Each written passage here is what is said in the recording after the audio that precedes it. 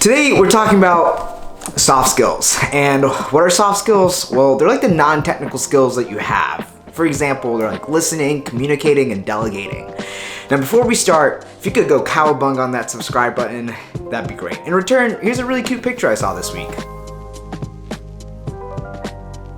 Alright, let's do it. Now that you have an idea of what soft skills are, and you've acknowledged that you want to work on them, it's important to know that there's many ways on going about this, whether it be taking courses online or asking close friends, whatever it may be. I know for me personally, it was in 5th grade where I actually talked to my raid leader in World of Warcraft at the time and asked him on what made him such a good leader and how he communicated. And ever since I was that young, he gave me the tips that I needed that I just kind of focused on as a 5th grader on how I can improve those skills, that some of which I'll cover today, whether it be listening, delegating, or communication. I also know that many people don't know what a raid leader is, but essentially in World of Warcraft, you can have these huge dungeons back in 05 and even now where it's 40 or 25 people all playing online in a common cause to defeat a dragon or a dungeon or whatever it may be.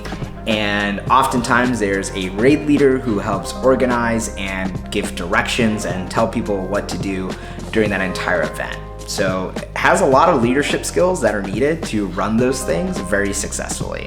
So that's a raid leader. Important thing is that you shouldn't count yourself out. Now, of course, a lot of these character traits definitely come natural for many people, but these are also characteristics that can very much be learned and mastered. Now the question is, how do you practice these skills? Let's start off with listening. See, with listening, a really great practice to have is that whenever you're communicating with someone or talking to someone, try to listen for the 1 to 2 key points that they're really trying to convey. And then once they're done talking, repeat those 2 key takeaways that you were able to gather from their time speaking. And once they validate it, then you can take a moment to pause and then actually share what you are wanting to reply to what they've said. See, oftentimes people spend more time thinking about what to say back to someone while they're still talking. And in that time, you're actually completely letting go of everything that they're trying to convey to you.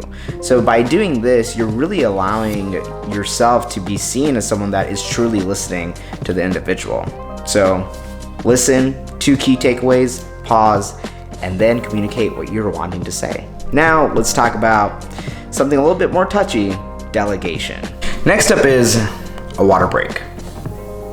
Next up is delegation. When it comes to delegation, at first it can sound intimidating because our minds naturally gravitate towards group projects or really the high stress environments. Now, it doesn't always have to be that way. For example, a great place to start with practicing delegation is within your friend circle.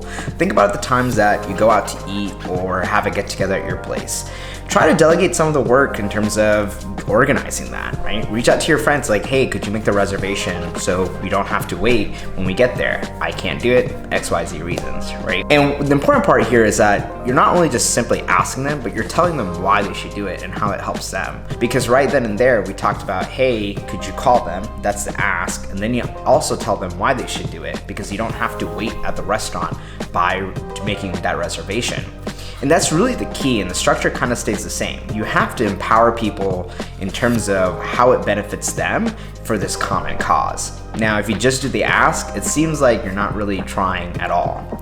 Now, delegation can get a bit more complex. One of the main arching point of delegation is that when it comes with multiple individuals or just you and another partner, it's important that you share the work equally. Now, we'll dig a little bit deeper into that context in another video dedicated to delegation. Communication. Communication simply is just exchanging information. Communication and delegation obviously work very well together, like all 3 of these do. But what's important with communication is about how you communicate that information specifically. It's not simply just telling somebody, but it's also being aware of your tone and how you're structuring your ask or even a statement. For example, let's say you've worked really hard and you have all the answers on your homework or whatever it may be.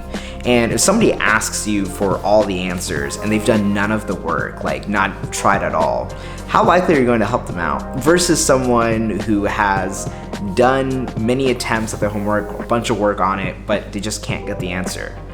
you're more likely to help out the latter individual. The reason is because, well, they've tried. Similarly, when it comes to communicating, it's about conveying that you are trying in whatever endeavor, whatever you're trying to communicate. Now, for example, I really love making these videos and I would like to make YouTube a full-time gig. Now, to do that, I need more people to watch my YouTube videos.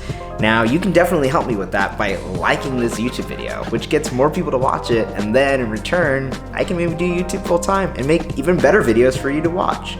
See, that's communication. I was able to convey what I wanted and how you can help and how at the end of the day benefits you. Anyway, that's a wrap for this video. I'll definitely be going more in depth into all three of these, both listening, delegation, and communication in later videos. But for now, you kind of get a bigger sphere of what some soft skills are and how you can actively practice them. With that, if you haven't yet and you made it to the end of this video, it means you've enjoyed it, so you should definitely subscribe and like. Peace.